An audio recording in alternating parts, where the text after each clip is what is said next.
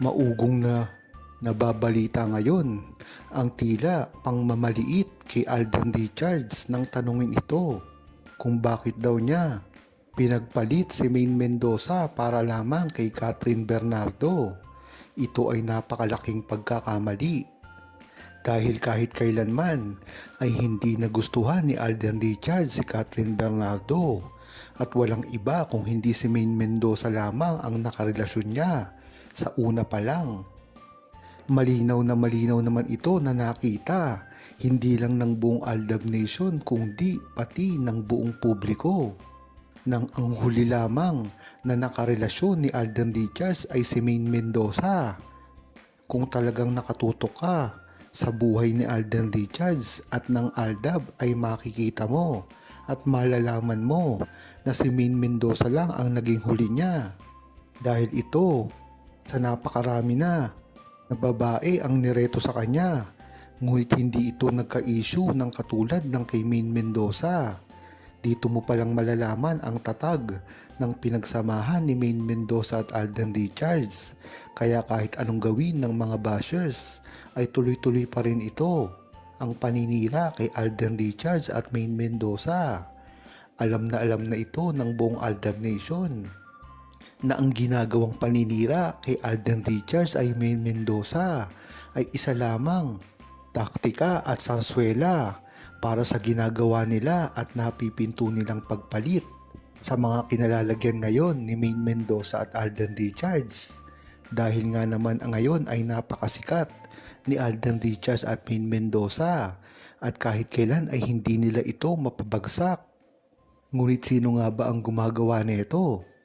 Hindi ba't ang mga kalaban nila dati naglalabasan ito hanggang ngayon? At ang mga bumibira kay Maine Mendoza at Alden Richards ay may history talaga na siraan sila. Makikita mo ito sa mga social media, Facebook, Twitter at iba-iba pa. Halatang halata naman kay Maine Mendoza at Alden Richards na ang pagsasama nila ay tila nakatago sa mata ng publiko.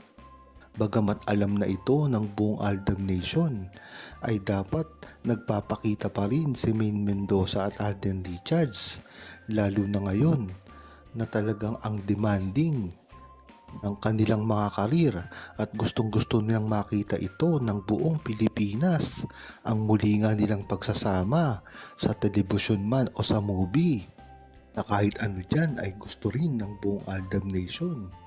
Mas maganda nga lang kung ito ay movie dahil ito ay matagal na mangyayari. Dahil kung ito ay sa TV show ay mahihirapan silang gawin ito. Dahil ang produksyon ni Alden Richards ay limitado lamang sa mga pelikula. At alam naman natin ang management nila ay iiba na, pati ang kanilang mga network. Kaya mahihirapan na sila gumawa ng TV show na talaga namang ikinalulungkot ng buong Aldab Nation. Ngunit ang maganda dito ay unti-unti nang nakikita si Maine Mendoza at Alden Richards sa publiko at nagsisimula na rin ang gana ng buong publiko at lalong-lalo na ang mga true-blooded Aldab Nation na talaga namang dati pa lang ay nag-aantay na sa kanilang muling pagsasama. Yan naman kasi talaga ang tunay na dahilan ng buong true-blooded Aldab Nation. Hanggat hindi ngayon, sa mga susunod na araw pa itong mangyari.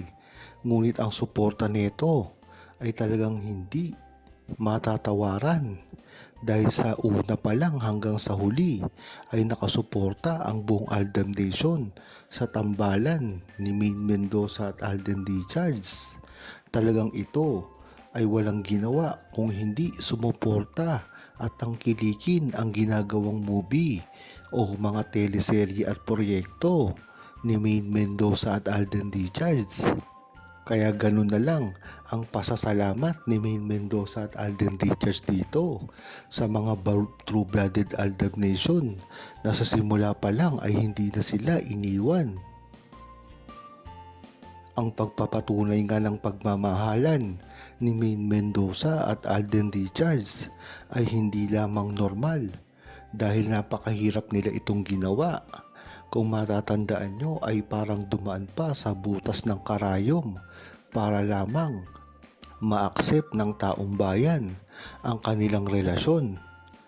Bagamat hindi na ito namin ang tahasan ni Maine Mendoza at Alden Richards sa publiko, ngunit nagpapakita dito ang kanilang mga interview na si Alden ay talagang hindi marunong magtago ng feelings, kaya nalalaman at nababatid ng media at lalong-lalo na ng publiko at ng buong Aldab Nation na totoo nga ang relasyon niya kay Maine Mendoza.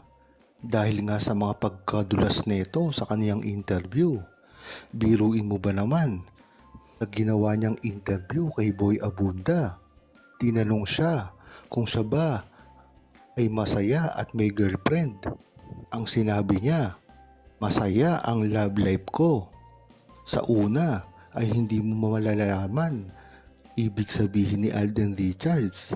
Ngunit kung iisipin mo ito ng maigi, ay wala naman siyang nakasama prior dun sa interview na yun, kung hindi si Maine Mendoza lamang.